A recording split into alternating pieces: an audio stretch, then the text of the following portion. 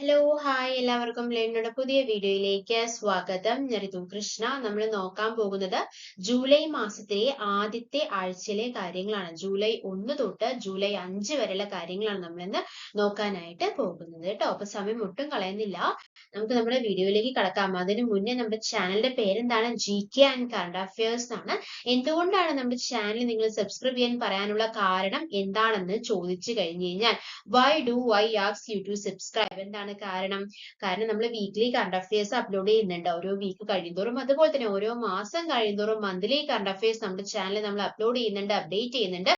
അതുപോലെ തന്നെ yearly current affairs നമ്മുടെ ചാനലിൽ നമ്മൾ അപ്ലോഡ് ചെയ്യുന്നുണ്ട്, അപ്ഡേറ്റ് ചെയ്യുന്നുണ്ട് കേട്ടോ.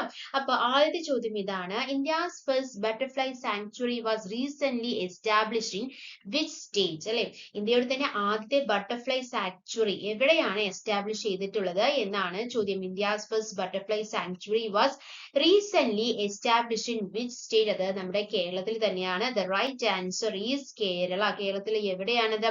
India's first butterfly sanctuary has been established in Kerala. അപ്പോൾ അതിന്റെ പേരെന്താണ്? ഡീറ്റെയിൽ ആയിട്ടുള്ള കാര്യങ്ങളാണ്. Specifically it's Aralam wildlife sanctuary in Kannur district.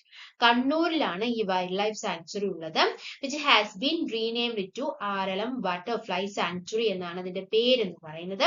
This sanctuary is designed to protect in the showcasing a wide variety of butterfly species, particularly during their migrations. അപ്പോൾ എന്തിനു വേണ്ടിയിട്ടാണ്? Protect ചെയ്യാൻ, butterfly സ്പീഷീസിനെ protect ചെയ്യാൻ വേണ്ടിയിട്ടുള്ള ഒരു സാങ്ച്വറി ആയിട്ടാണ് നമ്മുടെ ബട്ടർഫ്ലൈ സാങ്ച്വറി അറിയപ്പെടുന്നത്. പിന്നെ എന്താണ് പറയാനുള്ളത്? കേരളത്തിനെ കുറിച്ച്. നമ്മൾ കേരളത്തിലാണ് ജീവിക്കുന്നത്. എന്തൊക്കെ ഫാക്ട്സ് ആണ് നിങ്ങൾക്ക് അറിയാം? Kerala located on India south western coast is known as God's own country എന്നാണ് അറിയപ്പെടുന്നത് അല്ലെ. And is renowned for its stunning landscapes including backwaters, beaches and spice plantation. It is the 21st largest Indian state by area. അപ്പോ അതിന്റെ ഏരിയയിൽ 21ാമത്തെ Indian state, largest Indian state ആണ്. 13th most populous.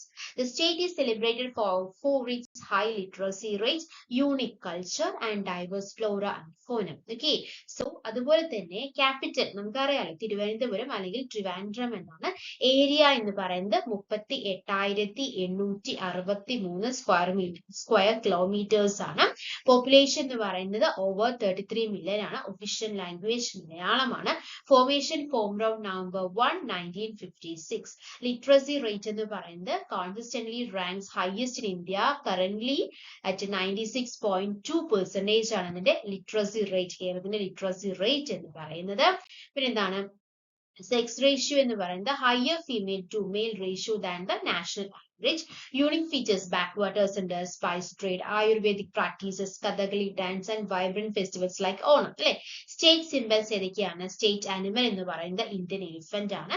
State flower എന്ന് പറയുന്നത് golden shower tree, കണിക്കൊന്ന. State fruit is Jack fruit and state tree is the coconut tree. So state symbols ആണ് state animal Indian elephant, state flower is the golden shower tree, state fruit is the jackfruit and the state tree is the coconut tree. Okay, surrounded by, Kerala is surrounded by the Arabian Sea to the west, Karnataka to the north, Tamil Nadu to the east. അല്ലെ, അപ്പൊ കേരളത്തിൽ എവിടെയാണ്? ഈസ്റ്റില് ഏതാണ്? തമിഴ്നാടാണ്. വെസ്റ്റില് Arabian sea ആണ്. കർണാടക നോർത്തിലാണ് അല്ലെ. Famous for its beaches, backwaters, tea and spice plantations and traditional art forms. Recognized as one of the cleanest states in India. ഇന്ത്യയിലെ തന്നെ ഏറ്റവും ക്ലീൻ ആയിട്ടുള്ള ഒരു സംസ്ഥാനമായിട്ടാണ് കേരളത്തെ കണക്കാക്കുന്നത്.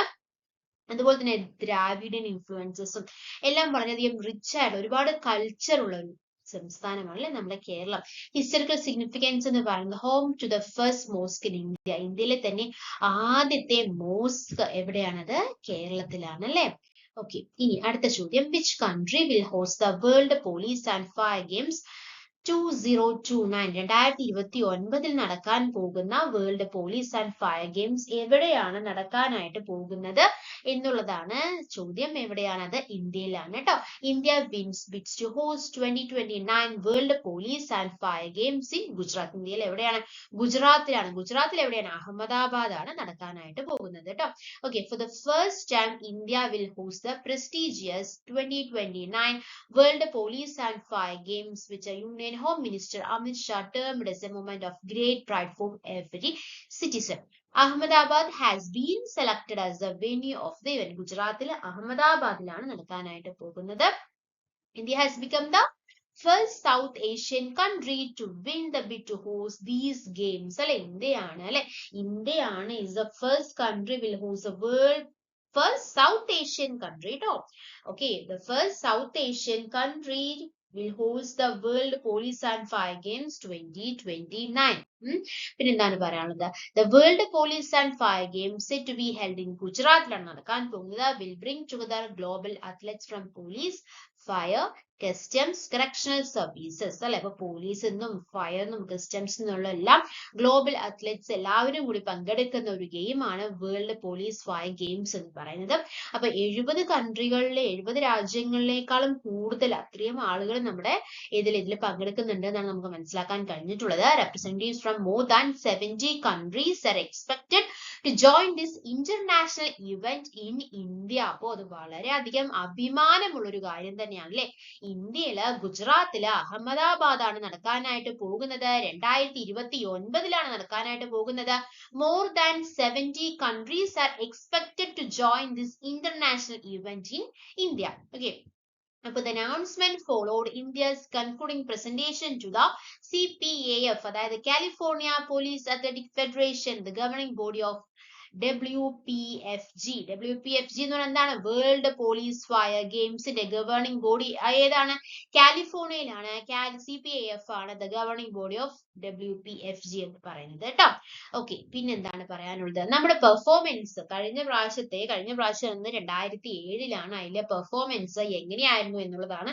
Indian police forces have been taking part in the world police fire games since 2007. 2007 തൊട്ട് 2007 തൊട്ട് ഇന്ത്യയുടെ പെർഫോമൻസ് ഏതിലുണ്ട്?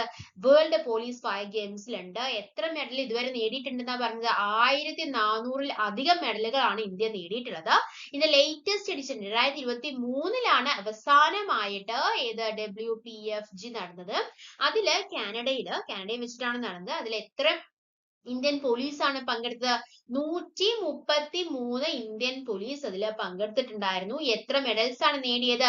143 343 മെഡൽസ് ആണ് നേടിയത്. അതിൽ 224 ഗോൾഡ്, 82 സിൽവർ, 37 ബ്രോൺസ്. അപ്പോ 2007 തൊട്ടിട്ട് WPFG പങ്കെടുക്കുന്നുണ്ട് നമ്മുടെ ഇന്ത്യ അല്ലെ. 1400 മെഡലുകളും നേടിയിട്ടുണ്ട്. അവസാനം നടന്നത് 2023 കാനഡയിൽ വെച്ചിട്ടാണ്. അതിൽ 133 ഇന്ത്യൻ പോലീസ് അത്ലറ്റ്സ് ആണ് അതിൽ പങ്കെടുത്തത്. എത്ര മെഡൽസ് ആണ് കിട്ടിയത്? 343 മെഡൽസ് ആണ് 2023 ലഭിച്ചത് ഇന്ത്യക്ക്. അതിൽ 224 സ്വർണവും 82 വെള്ളിയും 37 ബ്രോൺസും ആയിരുന്നു കേട്ടോ. അപ്പൊ വളരെ അഭിമാനത്തോടെ നമുക്ക് പറയാം ഇത്രയധികം മെഡലുകൾ 133 പോലീസ് പങ്കെടുത്തതിൽ നമുക്ക് കിട്ടിയിരിക്കുന്ന 300-ലധികം മെഡലുകളാണ് നമ്മൾ നേടിയിരിക്കുന്നത് അല്ലെ. അവസാനം നമ്മുടെ ഇന്ത്യയിൽ തന്നെ 2029 അടുത്ത മത്സരം നടക്കുന്നത്. അത് ഇന്ത്യയിലെ ഗുജറാത്തിലെ അഹമ്മദാബാദിൽ നടക്കാനായിട്ട് പോവുകയാണ് അല്ലെ. അടുത്ത ചോദ്യം, മൂന്നാമത്തെ ചോദ്യമാണ്. United States carried out strikes that caused severe damages to 3 of Iran's nuclear facilities on June 22. What was the operation called? അതായത് ഇസ്രായേൽ ആക്രമണത്തിന് പുറമെ ജൂൺ 22 ഇറാന്റെ 3 ആണവ കേന്ദ്രങ്ങളിൽ US ഒരു ഓപ്പറേഷൻ നടത്തിയിട്ടുണ്ടായിരുന്നു. B2 ബോംബർ ആക്രമണം നടത്തിയിട്ടുണ്ടായിരുന്നു. അതിന്റെ പേര് എന്താണ് എന്നുള്ളതാണ് ചോദ്യം. What was the operation called? The right answer is Operation Midnight Hammer.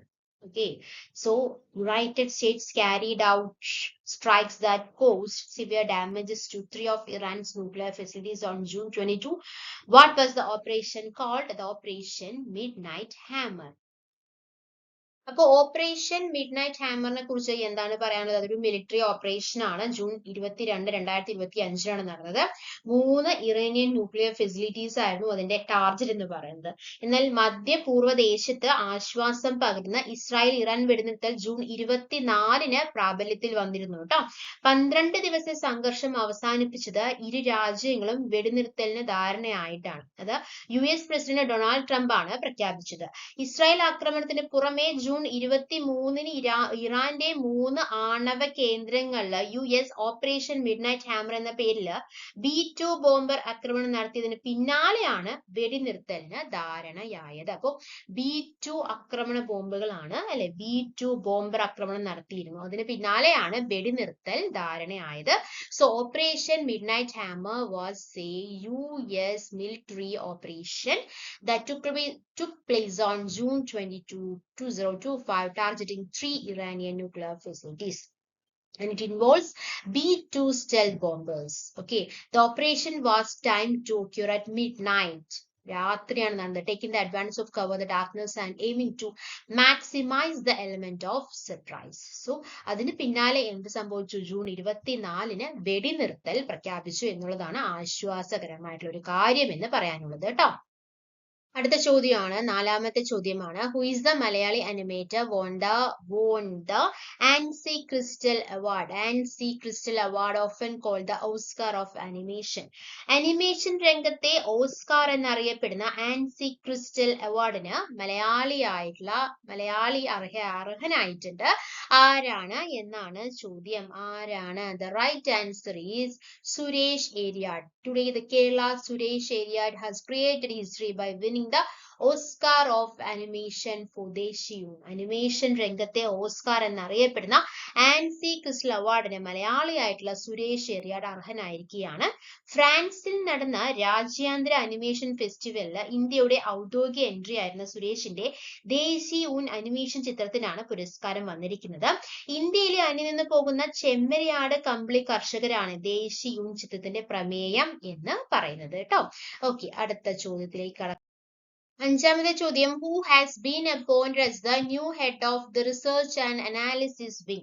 ഇന്ത്യയുടെ രഹസ്യാന്വേഷണ ഏജൻസി ആയിട്ടുള്ള റോ എന്ന് പറഞ്ഞ റിസർച്ച് ആൻഡ് അനാലിസിസ് വിങ്ങിന്റെ പുതിയ മേധാവിയായിട്ട് തെരഞ്ഞെടുക്കപ്പെട്ടത് ആരാണ് എന്നുള്ളതാണ് ചോദ്യം. The right answer is, ആരാണ് തെരഞ്ഞെടുക്കപ്പെട്ടത്? Parag Jain. Operation Sindoor strategist Parag Jain named new റോ ചീഫ് അല്ലെ. ഇന്ത്യയുടെ രഹസ്യാന്വേഷണ ഏജൻസി ആയിട്ടുള്ള റിസർച്ച് ആൻഡ് അനാലിസിസ് വിങ്ങിന്റെ പുതിയ മേധാവിയായിട്ട് പരാഗ് ജെയിനെയാണ് കേന്ദ്ര സർക്കാർ നിയമിച്ചിരിക്കുന്നത്. രവി സിൻഹയുടെ പിൻഗാമിയായിട്ടാണ് നിയമനം. 1989 ബാച്ച് പഞ്ചാബ് കേഡർ IPS ഉദ്യോഗസ്ഥനായിട്ടുള്ള പരാഗ് ഏവിയേഷൻ റിസർച്ച് സെന്റർ മേധാവിയായിട്ട് പ്രവർത്തിച്ചു വരികയായിരുന്നു. രഹസ്യാന്വേഷണ വിഭാഗത്തിലെ പാകിസ്ഥാൻ സ്പെഷ്യലിസ്റ്റ് ആയിട്ട് അറിയപ്പെടുന്ന ഉദ്യോഗസ്ഥനാണ് ആര്? പരാഗ് ജെയിൻ. അപ്പൊ ഓപ്പറേഷൻ സിന്ദൂർ സ്ട്രാറ്റജിസ്റ്റ് ആര് തന്നെയായിരുന്നു? പരാഗ് ജെയിൻ ആയിരുന്നു. അദ്ദേഹം ഇപ്പോൾ ആരാണ്? ന്യൂ റോ ചീഫ് ആണ്. റോ എന്ന് പറഞ്ഞാൽ എന്താണ്? ഇന്ത്യയുടെ രഹസ്യാന്വേഷണ ഏജൻസി ആയിട്ടുള്ള റിസർച്ച് ആൻഡ് അനാലിസിസ് വിങ് ആണ് ഇത് റോ എന്ന് പറയുന്നത്. അടുത്ത ചോദ്യം 6ാമത്തെ ചോദ്യമാണ്. Who become the first woman to become an ISS commander twice? എന്താണ് എന്താണ് ചോദ്യം? 2 തവണ ISS കമാൻഡർ ആകുന്ന ആദ്യ വനിത എന്ന നേട്ടം കുറിച്ചത് ആരാണ് എന്നുള്ളതാണ്. Right answer is Peggy Whitson was the first woman to become the commander of the International Space Station twice.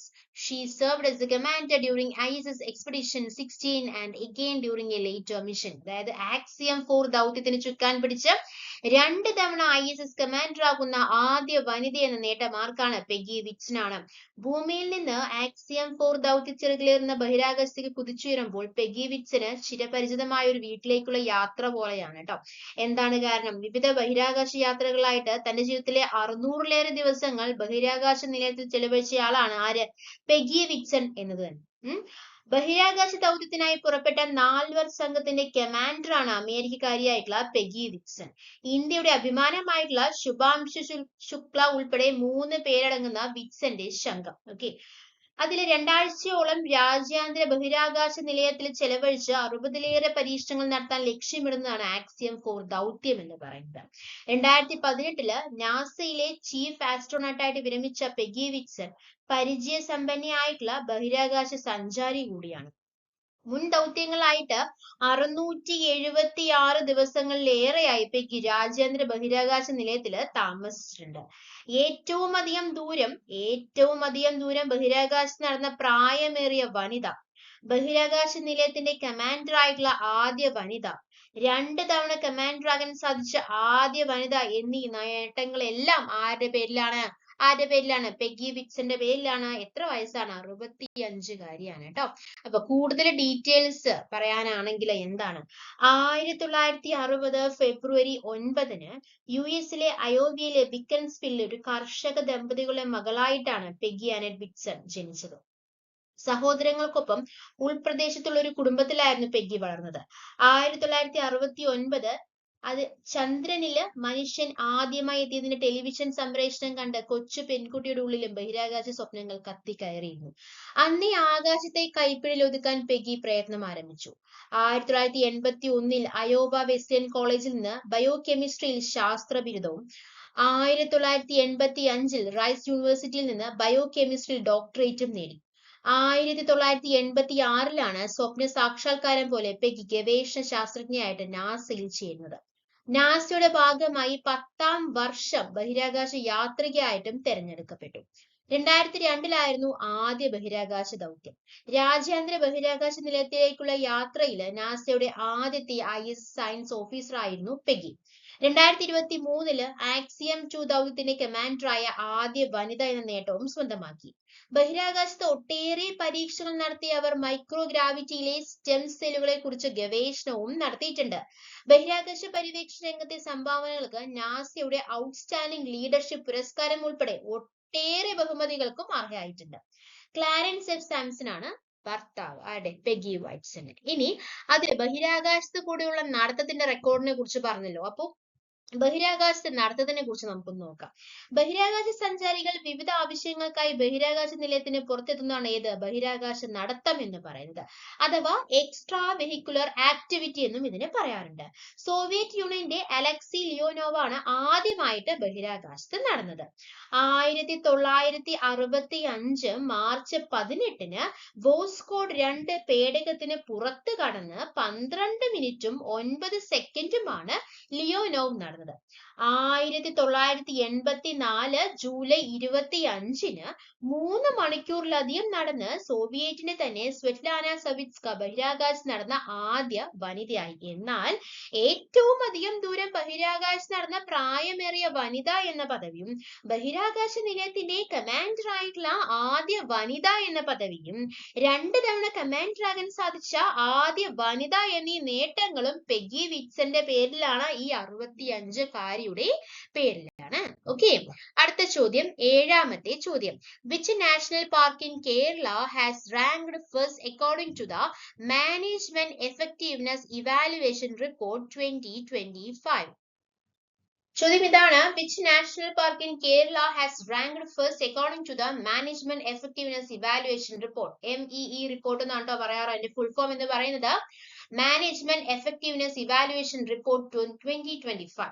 അതായത് കേന്ദ്ര വനം പരിസ്ഥിതി മന്ത്രാലയത്തിന്റെ 2025 മാനേജ്മെന്റ് ഇഫക്റ്റീവ്നെസ് ഇവാലുവേഷൻ റിപ്പോർട്ട് പ്രകാരം 1ാം സ്ഥാനത്തെത്തിയ കേരളത്തിലെ ദേശീയോദ്യാനം ഏതാണ് എന്നുള്ളതാണ് ചോദ്യം. അത് ഏതാണ്? The right answer is Eravikulam national park. രാജ്യത്തെ ദേശീയോദ്യാനങ്ങള് ഇരവികുളവും ജമ്മു കാശ്മീരിലെ തെച്ചിഗാമും 92.97% മാർക്ക് നേടിയാണ് 1ാം സ്ഥാനത്ത് എത്തിയിരിക്കുന്നത്. അപ്പോ നമ്മുടെ ഇരവികുളം നാഷണൽ പാർക്ക് മാത്രമല്ല, ജമ്മു കാശ്മീരിലെ ഒരു നാഷണൽ പാർക്കിനും കൂടിയിട്ട് 1ാം സ്ഥാനം നേടിയിട്ടുണ്ട് കേട്ടോ. കേന്ദ്ര വനം പരിസ്ഥിതി മന്ത്രാലയത്തിന് കീഴിലുള്ള wild life institute of India 2020 മുതൽ 2025 വരെയുള്ള രാജ്യത്തെ 438 സുരക്ഷിത വന മേഖലയിൽ നടത്തിയ പരിശോധനകളുടെയും വിലയിരുത്തലുകളുടെയും അടിസ്ഥാനത്തിലാണ് ഈ തെരഞ്ഞെടുപ്പ് വന്നിട്ടുള്ളത്. കേരളത്തിലെ ആദ്യ ദേശീയോദ്യാനമാണ് ഇരവികുളം. 1975 വന്യജീവി സങ്കേതമായിട്ട് പ്രഖ്യാപിച്ചു. 1978 ദേശീയോദ്യാനമായിട്ട് ഉയർത്തപ്പെട്ടു. വംശനാശ ഭീഷണി നേടുന്ന വരയാടുകളുടെ ആവാസ വ്യവസ്ഥയാണ് ഇരവികുളം നാഷണൽ പാർക്ക് എന്ന് പറയുന്നത്.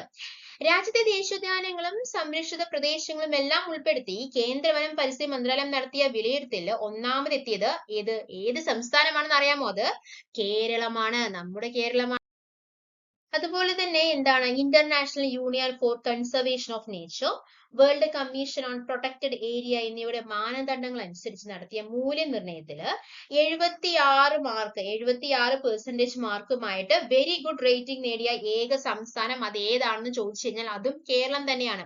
ഇനി നമ്മുടെ തൊട്ടടുത്ത് കിടക്കുന്ന ആൾക്ക് കർണാടക അത് 74% ആണ്, പഞ്ചാബ് 71% ആണ്, ഹിമാചൽ പ്രദേശ് 70% ആണ് വന്നിട്ടുള്ളത്. അത് ഗുഡ് റേറ്റിംഗ് ആണ് ലഭിച്ചിരിക്കുന്നത്.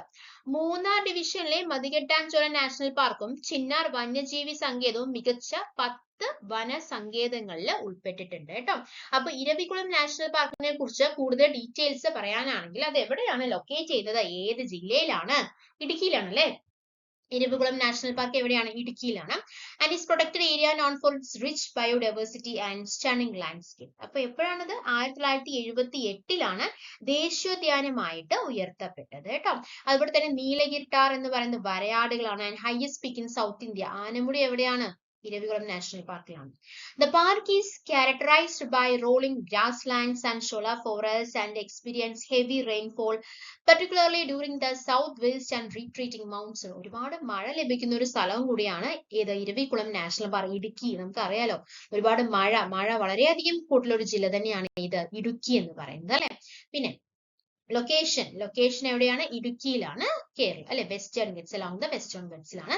ഏരിയ 97 സ്ക്വയർ കിലോമീറ്റർ, എസ്റ്റാബ്ലിഷ് 1978, അതായത് 1975 വന്യജീവി സങ്കേതമായിട്ട് പ്രഖ്യാപിച്ചിട്ടുണ്ട്. 78 അത് ദേശീയോദ്യാനമായിട്ട് ഉയർത്തപ്പെട്ടത്. ഓക്കെ. ഹൈയസ്റ്റ് പീക്ക് ഇവിടെയാണ്, 2695 മീറ്റർ ഉള്ള ഹൈയസ്റ്റ് പീക്ക് ഇവിടെയാണ്. ആനമുടി ഇവിടെയാണ് സ്ഥിതി ചെയ്യുന്നത്. ആനമുടിന്റെ പ്രത്യേകത എന്താണ്? Highest peak south of the Himalayas എന്നുള്ളതാണ്. ഹോം ടു നീലക്കുറിഞ്ഞി പൂക്കുന്നത് 12 വർഷത്തില് ഒരിക്കൽ മാത്രം പൂക്കുന്ന നീലക്കുറിഞ്ഞി എവിടെയാണ്? ഇരവികുളം നാഷണൽ പാർക്കിലാണ്. ഓക്കെ. പിന്നെ നീലഗിരി നമ്മൾ പറഞ്ഞു വരയാട് അല്ലെ. അതുപോലെ തന്നെ sloth bear, Nilgiri langur, tiger, leopard, giant squirrel and wild dogs എല്ലാം എവിടെയുണ്ട്? എവിടെയുണ്ട്? ഇരവികുളം നാഷണൽ പാർക്കിലുണ്ട്. Climate tropical mountain with heavy rainfall during monsoon സീസണിലൊക്കെ വളരെ അടിപൊളി മഴയാണ് അവിടെ ലഭിക്കുക. Vegetation rolling grasslands and ഷോള forest, patches of evergreen forest in valleys. Significance എന്ന് പറയുന്നത് അവിടെ എന്താണ്? വരയാടുകളുടെ ഒരു വാസസ്ഥലമായിട്ടാണ് നമ്മുടെ ഇരവികുളം നാഷണൽ പാർക്ക് കാണുന്നത്. അപ്പോ ഇടുക്കിയിലാണ് അല്ലെ. അതുപോലെ തന്നെ ഒരുപാട് മഴ ലഭിക്കുന്ന സ്ഥലമാണ്. 1978 നാഷണൽ പാർക്കായിട്ട് മാറിയത്. Park is popular tourist destination offering opportunities for wildlife viewing, trekking and enjoying scenic beauty. മഴയത്തൊന്നും പോകരുത്, അല്ലാത്ത സമയത്തെല്ലാം ട്രക്കിങ്ങിന് പറ്റിയ സ്ഥലം തന്നെയാണ് ഇരവികുളം നാഷണൽ പാർക്ക്. ഓക്കെ. അടുത്ത ചോദ്യം. Which work won the award in the poetry category at the 2024 Kerala Sahitya academy award?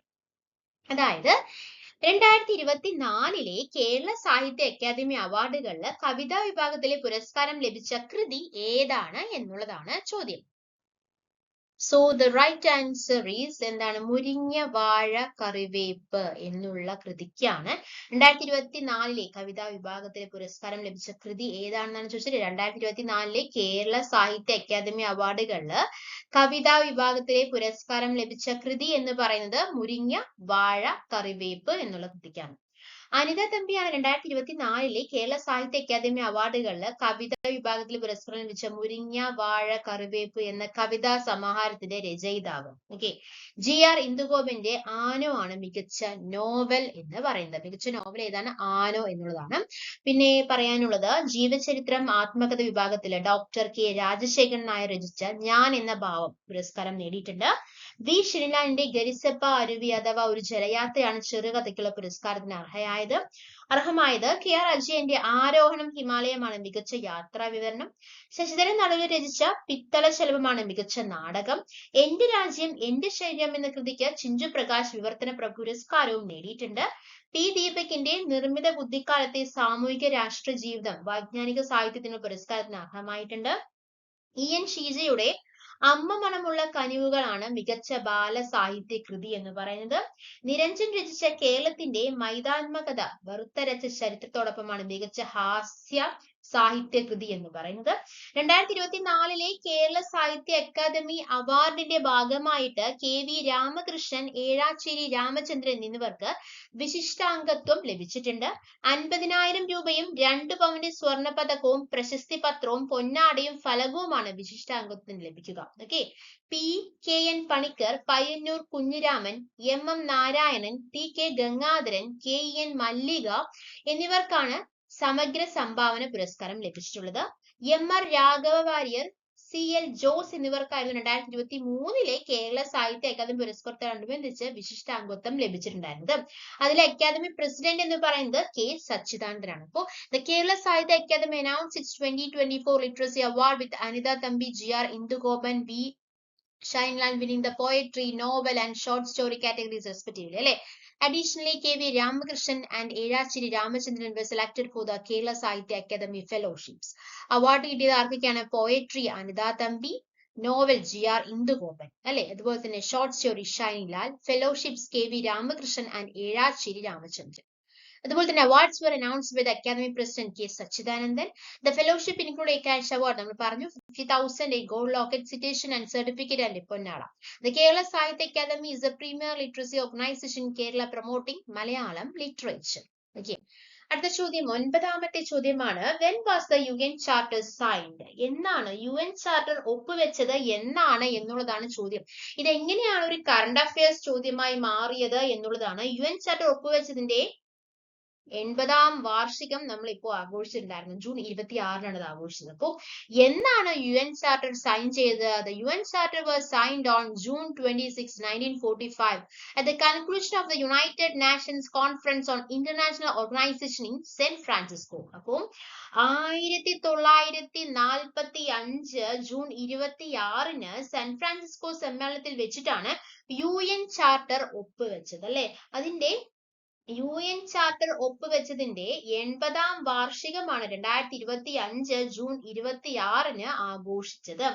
യുഎന്നിന്റെ ലക്ഷ്യങ്ങളും അംഗരാജ്യങ്ങളുടെ അവകാശങ്ങളും കടമകളും പ്രതിപാദിക്കുന്ന ഔദ്യോഗിക രേഖയാണ് ഇത് UN Charter എന്ന് പറയുന്നത്. UN Charterന് രൂപം നൽകിയ സമ്മേളനം നടന്നത് വാഷിംഗ്ടൺ DC-യിലെ ഡംബർട്ടൺ ഓക്സിൽ 1944-ലായിരുന്നു ആദ്യം നടന്നത്. സാൻ ഫ്രാൻസിസ്കോ സമ്മേളനത്തിൽ വെച്ച് 50 രാജ്യങ്ങളാണ് UN Charterൽ ഒപ്പുവെച്ചത്. എന്നാൽ 1945 ഒക്ടോബർ 15-ന് 51ാമതായിട്ട് ഒപ്പുവെച്ച പോളണ്ടിനെയും സ്ഥാപക അംഗമായിട്ട് പരിഗണിച്ചിട്ടുണ്ട്. 1945 ഒക്ടോബർ 24-നാണ് UN നിലവിൽ വന്നിട്ടുണ്ടായിരുന്നത്. പൊതുസഭ, രക്ഷാസമിതി, സാമ്പത്തിക സാമൂഹിക സമിതി, രാജ്യാന്തര നീതിന്യായ കോടതി, ട്രസ്റ്റിഷിപ്പ് കൗൺസിൽ, സെക്രട്ടേറിയറ്റ് എന്നിവയാണ് പ്രധാന ഘടകങ്ങൾ എന്ന് പറയുന്നത്. 193 അംഗരാജ്യങ്ങളാണ് ഐക്യരാഷ്ട്ര സംഘടനയിൽ ഇപ്പോഴുള്ളത്. 2011 അംഗമായ സൗത്ത് സുഡാനാണ് അവസാനത്തെ അംഗരാജ്യം എന്ന് പറയുന്നത്. ഓക്കെ, അപ്പോൾ നിലവിലെ സെക്രട്ടറി ജനറൽ ആരാണ് എന്ന് ചോദിച്ചു കഴിഞ്ഞാൽ, യുഎനിലെ നിലവിലെ സെക്രട്ടറി ജനറൽ ആരാണ് എന്ന് ചോദിച്ചു കഴിഞ്ഞാൽ ആരാണ്? Right answer is Antonio Guterres. Antonio Guterres ആണ് നിലവിലെ secretary general. And UN secretary general address on 18th anniversary of UN Charter. Okay, അതുപോലെ തന്നെ ഇതിനെക്കുറിച്ച് ഡീറ്റെയിൽ ആയിട്ട് പറയാനുള്ള ഒരു കാര്യം എന്താണെന്ന് വെച്ച് കഴിഞ്ഞാൽ, UN ജനറൽ അസംബ്ലിയുടെ 80ാമത് സെഷൻ സെപ്റ്റംബർ 9-ന് ന്യൂയോർക്കിൽ തുടക്കമാകും എന്നുള്ളതാണ് അറിയാനായിട്ട് കഴിഞ്ഞിട്ടുള്ളത്. 193 അംഗരാഷ്ട്രങ്ങളുടെയും പ്രതിനിധികൾ ഉൾക്കൊള്ളുന്ന ഐക്യരാഷ്ട്ര സംഘടനയുടെ ഏറ്റവും പ്രധാനപ്പെട്ട വിഭാഗമാണ് UN ജനറൽ അസംബ്ലി എന്ന് പറയുന്നത്. മുൻ ജർമ്മൻ വിദേശകാര്യ മന്ത്രി അന്നലേന ബേർബോക്ക് ആണ് ജനറൽ അസംബ്ലിയുടെ 80ാം സെഷന്റെ പ്രസിഡന്റ്. ആ സ്ഥാനത്തെത്തുന്ന 5ാമത്തെ വനിത ആരാണ്? അന്നലേനയാണ്.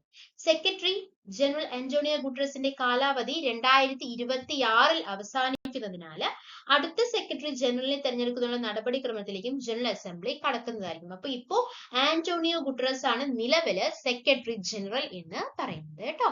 ഓക്കെ, ഇനി അടുത്ത ചോദ്യം, what is the new motto adopted by the full bench of Lokpal of India? അല്ലെ, ഏതാണ് പുതിയ മോട്ടോ വന്നിട്ടുണ്ട്? ഏതാണെന്നാണ് ചോദ്യം. കാണുന്നുണ്ടോ ഇവിടെ? എംപവർ സിറ്റിസൺ, എക്സ്പോസ് കറപ്ഷൻ എന്നുള്ളതാണ് the new motto adopted by the bench of Lokpal of India. So the full bench of Lokpal of India has adopted a new motto, empower citizen, expose corruption, and is the new motto adopted by the full bench of Lokpal of India. This new motto replaces the previous one and is and it is the part of an effort to enhance the Lokpal's visibility and public's outreach according to the Insight IAS. The Lokpal is a Lokpal എന്ന് പറഞ്ഞാൽ എന്താണ്? Lokpal is a statutory anti-corruption body ആണ് അല്ലെ. Corruption കുറയ്ക്കുക എന്നുള്ള ഒരു ഉദ്ദേശത്തോട് തുടങ്ങിയിട്ടുള്ള ഒരു ആന്റി കറപ്ഷൻ ബോഡിയാണ് ലോക്പാൽ എന്ന് പറയുന്നത്. അതിന് പുതിയൊരു മോട്ടോ ഡിസൈൻ ചെയ്തിരിക്കുകയാണ്. ആ മോട്ടോ എന്ന് പറയുന്നത് എന്താണ്? എംപവർ സിറ്റിസൺ എക്സ്പോസ് കറപ്ഷൻ എന്നുള്ളതാണ്. എന്താണ് ലോക്പാൽ എസ്റ്റാബ്ലിഷ് ചെയ്തത്? എസ്റ്റാബ്ലിഷ് ചെയ്ത ലോക്പാൽ ആൻഡ് ലോകായുക്ത ആക്ട് അല്ലെ 2013 എസ്റ്റാബ്ലിഷ് ചെയ്തത് അല്ലെങ്കിൽ അത് വന്നത്. അപ്പോൾ അതിന്റെ പുതിയ മോട്ടോ എന്ന് പറയുന്നത് എംപവർ സിറ്റിസൺ എക്സ്പോസ് കറപ്ഷൻ എന്നതാണ്. The full bench of Lokpal of India has adopted a new motto empower citizen expose corruption. This new motto replaces the previous one and is part of an effort to enhance the Lokpal's visibility and public's outreach according to the Insight IAS. Okay, അപ്പൊ നമ്മള് July മാസത്തിലെ ആദ്യത്തെ ആഴ്ചയിലെ കാര്യങ്ങൾ നമ്മൾ discuss ചെയ്തത്. എടുത്ത കാര്യങ്ങളെല്ലാം നിങ്ങൾക്ക് വളരെ വ്യക്തമായി മനസ്സിലായെന്ന് പ്രതീക്ഷിക്കുന്നു. അങ്ങനെ മനസ്സിലായിട്ടുണ്ടെങ്കിൽ, ഉപകാരപ്പെട്ടിട്ടുണ്ടെങ്കിൽ നമ്മുടെ ചാനൽ സബ്സ്ക്രൈബ് ചെയ്യുക, സപ്പോർട്ട് ചെയ്യുക. Thank you. Thanks for your time. By.